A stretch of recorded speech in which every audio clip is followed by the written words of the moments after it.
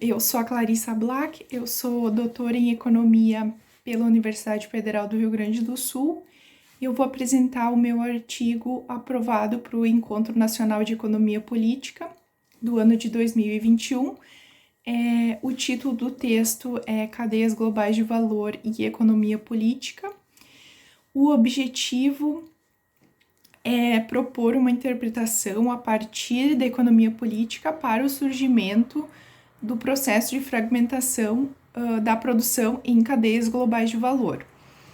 Então, eu começo o artigo resgatando as contribuições que podem ser consideradas dentro do mainstream econômico, né, que colocam esse processo como tendo sido motivado por redução de custos, né, e revoluções tecnológicas. Então, o destaque é o Baldwin, que coloca a história da globalização como tendo sido formada por dois desmembramentos, né? O primeiro entre produção e consumo, motivado pela revolução dos transportes, né? Que reduziu esse custo.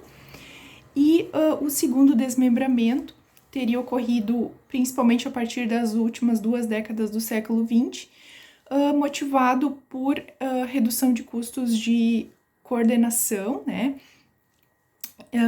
E aí a revolução tecnológica notadamente o desenvolvimento da internet. Depois, na seção seguinte, eu coloco as contribuições do marco teórico das cadeias globais de valor, né, no âmbito da sociologia econômica. As principais contribuições referem-se à identificação de 5 tipos ideais de governança, né, na internacionalização, né, e identificar a assimetria de poder entre as firmas líderes e as firmas contratadas. Essa é a grande contribuição. No entanto, ela aparece, essa assimetria de poder, como sendo determinada exclusivamente por razões técnicas da produção, né? Especialmente 3 critérios: a habilidade de codificar as transações, a complexidade e a capacitação dos fornecedores. E é justamente nesse ponto que a proposta do artigo é de resgatar as contribuições da economia política para dar racionalidade a esse processo, né? A argumentação é a de que esse processo não decorre exclusivamente de razões técnicas ou tecnológicas, né? Mas sim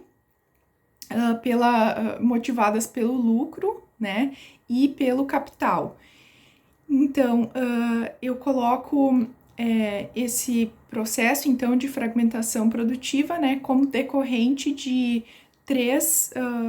em três esferas, né, de disputa pelo poder e pelo capital. Então, a primeira é entre estados nacionais e depois entre firmas, né, líderes e contratadas, e entre firmas dentro e fora das cadeias, né, e entre o capital e o trabalho, né? Essa separação ela é didática, não significa que os processos não estão interligados, né? Mas para fins didáticos é colocada essa separação.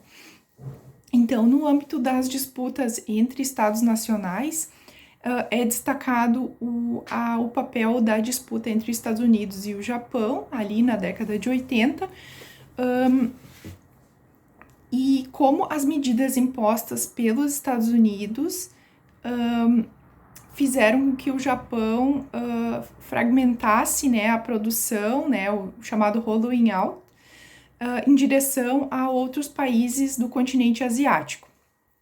Depois eu coloco também a questão da chamada diplomacia dos direitos de propriedade intelectual, né, o papel das empresas americanas, né, em pressionar o Congresso americano e que acabou culminando no acordo no âmbito da Organização Mundial do Comércio, que é a regulação dos direitos de propriedade intelectual, e como essa regulação dos direitos de propriedade intelectual, né, principalmente pelas empresas líderes dos Estados Unidos, de outros países centrais também, como isso está no cerne da atual divisão internacional do trabalho, né, e de um modelo centro-periferia, né, no qual os países centrais, eles se especializam nas atividades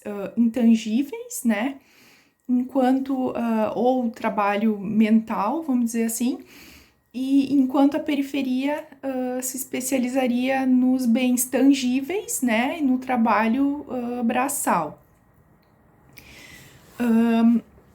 Partindo então para a competição entre empresas, né, dentro das cadeias globais de valor, então o objetivo aí, seguindo as contribuições de Milber e Winkler, é a de dar maior ênfase não apenas para a minimização de custos, né, para o processo de fragmentação internacional da produção, mas também para questões relativas ao lucro e ao capital. Então, o autor coloca como os direitos de propriedade intelectual, eles fazem com que as empresas líderes dos países centrais, elas tenham um ganho duplo nesse processo em termos de estruturas de poder assimétricas.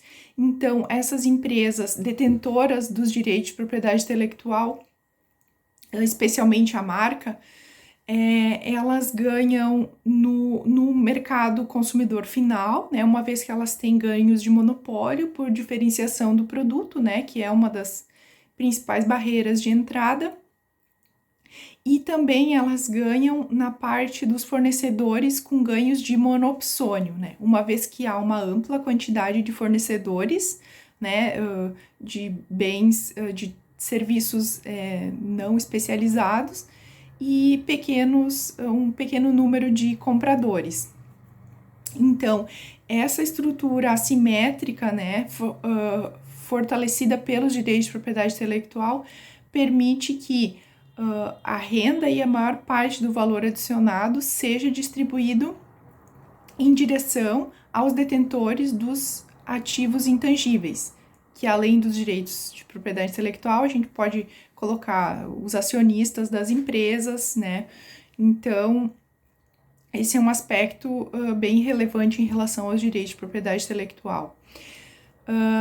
Também esse processo favorece um ganho das empresas líderes, né? O processo de offshoring e de internacionalização da produção, quando a gente pensa em termos de velocidade de circulação do capital. Para essas empresas líderes, a terceirização, ela favorece uma redução, né, do capital fixo, né, imobilizado, e possibilita uma maior velocidade de circulação do capital. E por fim, com relação às disputas entre o trabalho e o capital, né, a gente tem que a terceirização no exterior, ela distancia o trabalhador não qualificado do país periférico, distancia ele dos ganhos de monopólio obtidos pelas empresas líderes dos países centrais. Então, essa é uma argumentação, né? E a outra é que a gente não pode deixar de citar, né, o processo de mudança política que ocorreu na década de 90, né, e também no início do século XX, aí, com a entrada a maior abertura da economia chinesa e a sua entrada na Organização Mundial do Comércio, que esses dois fatores levaram a um aumento brutal da oferta de trabalho, né, capitalista, e isso levou ao barateamento dos salários, né, inclusive no mundo desenvolvido, e ao mesmo tempo um barateamento aí dos bens de subsistência, né.